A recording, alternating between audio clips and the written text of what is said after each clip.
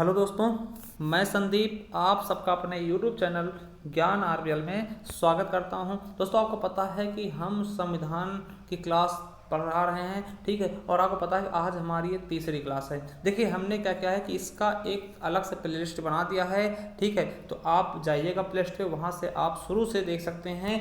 और हम चाहेंगे कि इसको कंप्लीट पढ़ाया जाए, ठीक है। कि हमने बहुत सी चीज़ें इसमें मतलब कि बहुत चीज़ें ऐड कर रहा हूँ कि कोई भी चीज़ हो सके इससे बाहर ना आए आपकी आने वाली परीक्षाओं में भी, ठीक है। तो अगर आप एसआई लेवल का लेकर के चल रहे हैं, ठीक है, तो देखिए हम तीसरी क्लास में पहुँच चुके हैं, ठीक है। अब देखिए तीसरी क्लास में क्या देखेंगे, जो संविधान की समितियां थी, ठीक है। तो इनके बारे में देखेंगे कि कौन कौन सी समितियों के कौन अध्यक्ष रहे हैं, ठीक है। तो चलिए शुरू करते हैं। देखिए संविधान सभा की समितियां, क्या संविधान सभा की समितियों के बारे में हम पढ़ने वाले हैं। तो देखिए जो संविधान सभा के निर्माण के लिए समितियां बनाई गई थी दोस्तों, उसमें लगभग 8 बड़ी समितियां थी, ठीक है। 8 बड़ी समितियां थी और कुछ छोटी समितियां भी इसमें शामिल थी, ठीक है। तो आज हम देखने वाले हैं उन समितियों के अध्यक्ष कौन हैं, तो इनके बारे में आप बिल्कुल अच्छे से देखिएगा, ठीक है। देखिए पहला क्या है, संघ शक्ति समिति के अध्यक्ष कौन है। तो संघ शक्ति समिति के अध्यक्ष कौन बनाए गए, तो जवाहरलाल नेहरू। आप जानते होंगे ये प्रधानमंत्री भी पहले बने हैं, ठीक है। वहीं दूसरा क्या है, संघीय संविधान समिति के अध्यक्ष कौन है, तो वो भी जवाहरलाल नेहरू हैं दोस्तों, ठीक है। अब बात करते हैं प्रांतीय संविधान समिति के अध्यक्ष कौन है, तो आपको पता होना चाहिए सरदार वल्लभ भाई पटेल जी हैं। और सबसे मोस्ट इंपॉर्टेंट क्या है, प्रारूप समिति, थोड़ा इसके बारे में डिटेल में भी देख लेंगे, ठीक है। तो प्रारूप समिति के अध्यक्ष कौन थे, डॉक्टर BR अम्बेडकर। क्या, डॉक्टर भीमराव अम्बेडकर। इनके बारे में सभी लोग जानते होंगे, ठीक है, बताने की जरूरत भी इनके बारे में नहीं पड़ेगी, ठीक है। चलिए अगले हैं 5वें नंबर पे कौन सा है, देखिए मौलिक अधिकारों, अल्पसंख्यकों एवं जनजातियों तथा बहिष्कृत क्षेत्र के लिए सलाहकार समिति, यानी इसको हम परामर्शदाता समिति भी कह सकते हैं, ठीक, परामर्शदाता समिति भी कह सकते हैं। तो इसके अध्यक्ष कौन थे, तो सरदार पटेल थे। क्या, सरदार पटेल थे दोस्तों। और आपको बता दें कि इस समिति के अंतर्गत मतलब कि 5 उप समितियां भी थी, जैसे मौलिक अधिकार उप समिति जिसके JB कृपलानी थे, अल्पसंख्यक उप समिति जिसके HC मुखर्जी थे, ठीक है। और उत्तर पूर्व सीमांत जनजाति क्षेत्र जो कि असम को छोड़ करके थे, है ना, तो उसके भी वो भी एक उप समिति थी जिसके गोपीनाथ थे, ठीक, अध्यक्ष। और जो छोड़े गए वह आंशिक रूप से छोड़े गए क्षेत्र थे, उसके लिए एक समिति बनाई गई थी, उप समिति, जिसके अध्यक्ष कौन थे, AB ठक्कर थे। और उत्तर पश्चिम फ्रंटियर जनजाति क्षेत्र उप समिति एक ये बनाई गई थी, यानी इसके अंतर्गत भी 5 उप समितियां थी, ठीक है। कौन समितियां, जो ये सरदार पटेल हैं इसके अंतर्गत दोस्तों 5 उप समितियां थी, यानी परामर्शदाता समिति के अंतर्गत भी 5 उप समितियां थी। ज्यादा डिटेल में नहीं पढ़ना क्योंकि यहाँ से क्वेश्चन आने की संभावनाएं नहीं है, ठीक है। चलिए अगला देखते हैं प्रक्रिया समिति दोस्तों। प्रक्रिया नियम समिति के अध्यक्ष कौन है, डॉक्टर राजेंद्र प्रसाद। और यही क्या बने आगे चल करके प्रथम राष्ट्रपति दोस्तों, ठीक है। राज्यों के लिए समिति इसके कौन थे, तो जवाहरलाल नेहरू। संचालन समिति के अध्यक्ष कौन थे, डॉक्टर राजेंद्र प्रसाद। और देखिए झंडा समिति, ये देखिए ये इंपॉर्टेंट है, देखिए आपको ये ज्यादातर बुकों में मिलेगा, कौन, JB कृपलानी, ठीक है। आपने देखा भी होगा कहीं कहीं बुकों में यही मिल जाता है और कहीं कहीं यूट्यूब पे भी पढ़ा जाता है, जो कि बिल्कुल गलत होगा। JB कृपलानी नहीं होंगे झंडा समिति के अध्यक्ष। आपका सही आंसर क्या होगा, डॉक्टर राजेंद्र प्रसाद, ठीक है। तो इन्हें ही मानिएगा, यही बिल्कुल सही है, ठीक है। चलिए अब देखते हैं प्रारूप समिति के बाद। देखिए ये बड़ी समितियां थी दोस्तों, इसके बाद छोटी समितियां जैसे होगा वित्त और कर्मचारी समिति, है ना, प्रत्यायक समिति, ठीक है, सदन समिति, ठीक है, कार्य संचालन समिति और राष्ट्रध्वज संबंधी तदर्थ समिति, ठीक है। तो ये सब चीजें बहुत सारी थोड़ी छोटी छोटी चीजें थी, उनको हम नहीं देखेंगे क्योंकि उनसे ज्यादा कोई मतलब भी हमारा नहीं है, ठीक है, हमारा ज्यादा मतलब भी नहीं। तो हम देखिए सबसे इंपॉर्टेंट समिति देखेंगे प्रारूप समिति। क्या, प्रारूप समिति, यहां से क्वेश्चन आपके एग्जाम में आ भी सकते हैं, ठीक है। तो इसको देखिएगा, प्रारूप समिति बहुत ही इंपॉर्टेंट है। आपको बता दें कि ये संविधान सभा की सभी समितियों सबसे ज्यादा महत्वपूर्ण थी, ठीक है।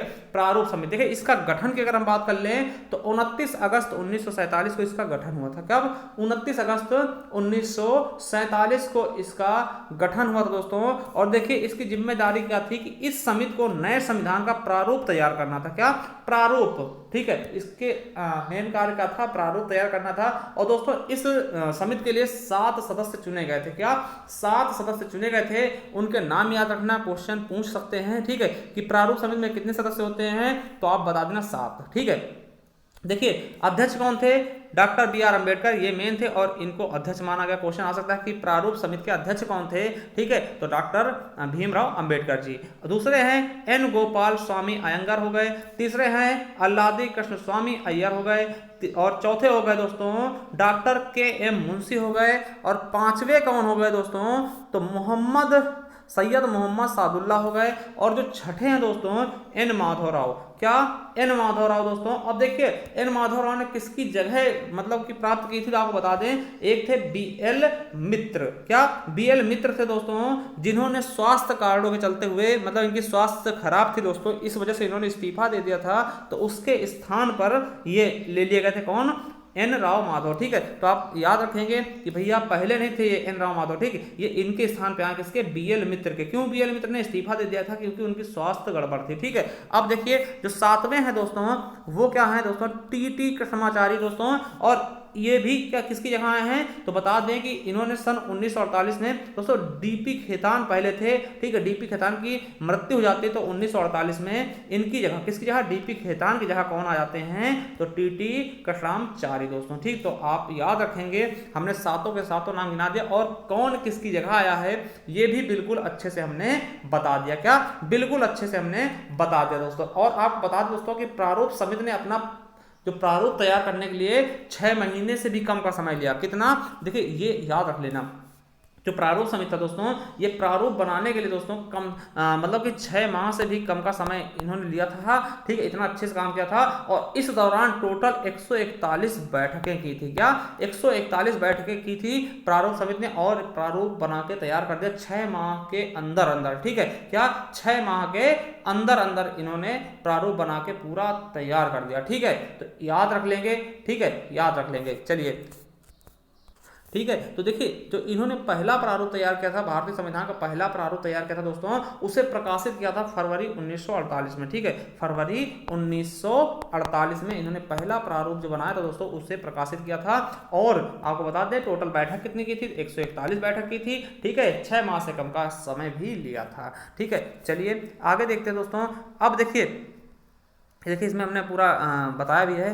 ठीक है, देखिए प्रारूप समिति ने संविधान सभा का पहला प्रारूप कब तैयार किया था, फरवरी 1948 में प्रकाशित किया था। और देखिए भारत के लोगों को इस प्रारूप पर चर्चा करने और संशोधन का प्रस्ताव देने के लिए 8 माह का समय दिया गया था। मतलब इन्होंने तैयार कर दिया, फिर सभी लोगों को इकट्ठा किया, बोला दिया जो अगर आपको कुछ लगता है कि इसमें कुछ चेंजिंग होना चाहिए या नहीं होना चाहिए तो उसके लिए 8 महीने दिए गए थे। ठीक है, तो आप याद रखेंगे। और देखिए लोगों की शिकायतों, आलोचनाओं और सुझावों के परिप्रेक्ष्य में प्रारूप समिति ने दूसरा प्रारूप तैयार किया, जिसे अक्टूबर 1948 में प्रकाशित किया। मतलब देखिए जो पहला प्रकाशित किया था फरवरी 1948 में, इसमें कुछ संशोधन जो करना था वो लोगों ने बताया कि संशोधन कर करके दूसरा प्रारूप तैयार किया और उसे अक्टूबर 1948 में पेश कर दिया गया, प्रकाशित कर दिया गया दोस्तों। ठीक है, अब देखिए समझिएगा, इस समिति ने अपना प्रारूप तैयार करने के लिए 6 माह से भी कम का समय लिया, और इसके दौरान टोटल 141 बैठकें भी उन्होंने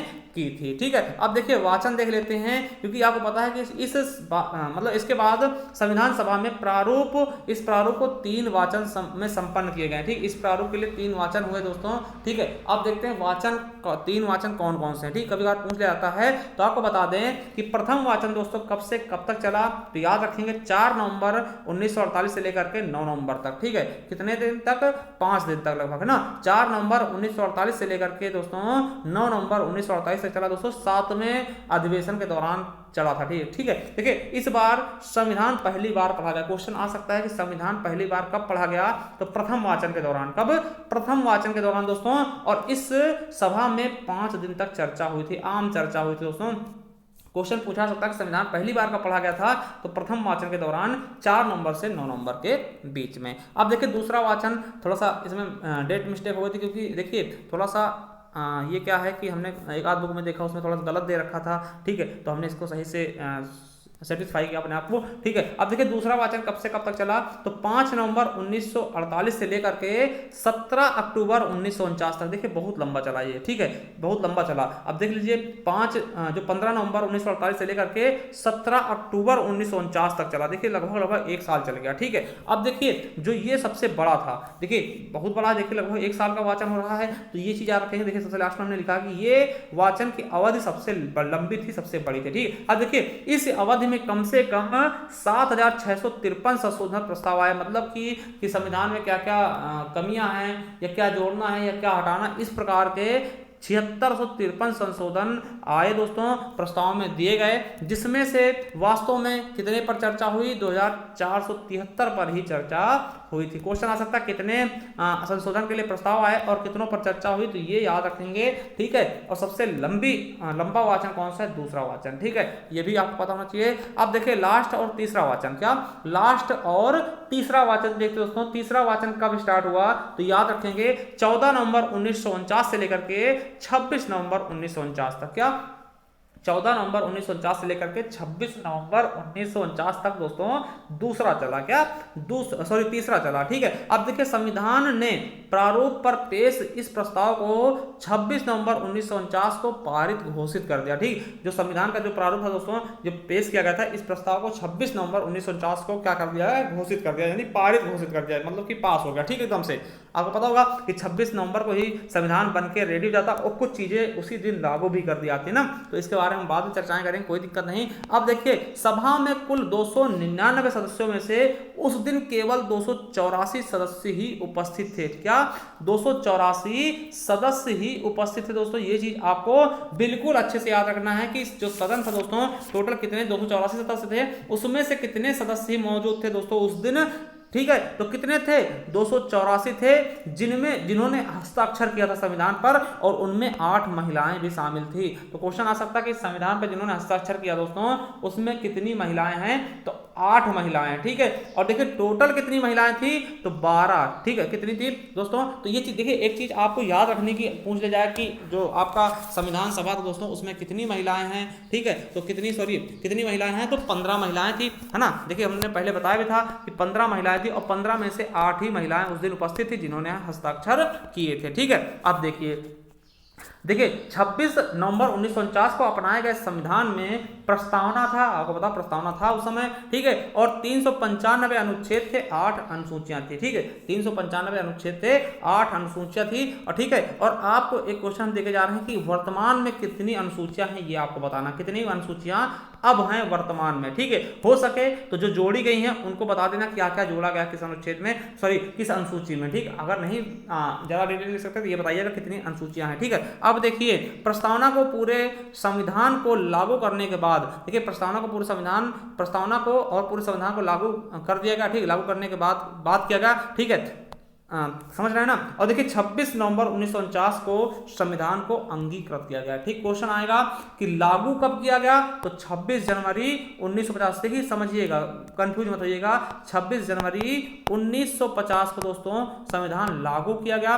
अंगीकृत कब किया गया, तो 26 जनवरी 1950। से क्वेश्चन आपके यूपीएससी में पूछा भी गया ना। तो देखिए 26 नवंबर, थोड़ा सा कंफ्यूजन हो रहा है, ठीक है, मतलब आप परेशान मत होइए, जो लिखा वही सत्य मानिएगा, ठीक है। देखिए 26 नवंबर को क्या होता है दोस्तों, इसी दिन क्या मनाते हैं, तो संविधान दिवस, कॉन्स्टिट्यूशन डे। हमने पिछली बार पूछा था, ठीक, क्वेश्चन किया था, तो एक बच्चे ने बताया था, तो संविधान दिवस कब मनाते हैं, क्वेश्चन आएगा संविधान दिवस कब मनाते हैं, तो 26 नवंबर को, ठीक है। और 26 जनवरी को जब लागू हुआ था दोस्तों, उस दिन क्या मनाते हैं, तो गणतंत्र दिवस, ठीक है, क्योंकि हमारा देश क्या है, गणतंत्र है, ठीक है। हम किसी के दबाव में नहीं दोस्तों, गणतंत्र है, ठीक है, आपको समझ में आना चाहिए, ठीक है। तो आज की लेक्चर यहीं पे समाप्त करते हैं, अगले पार्ट के लिए मिलते हैं अगले दिन। आज हमारी तीसरी क्लास है, चौथी क्लास हम जल्द लेकर के आएंगे, ठीक है। तो आप देखिए, आपको करना क्या है, हमारे चैनल पर बने रहना है दोस्तों, चैनल सब्सक्राइब कर लेना, क्योंकि देखिए इसी प्रकार के हम बढ़िया से बढ़िया क्वेश्चन आपके लिए लाते रहेंगे। एक एक चीज़ हम आपको बढ़िया अच्छे से रटा देंगे, कोई प्रॉब्लम नहीं होगी आने वाले एग्जाम के लिए, ठीक है। तो चलिए, अगर वीडियो पसंद आए तो चैनल सब्सक्राइब कर लेना और बेल आइकन जरूर प्रेस करना, जिससे आने वाली जितनी वीडियो है दोस्तों आप तक आसानी से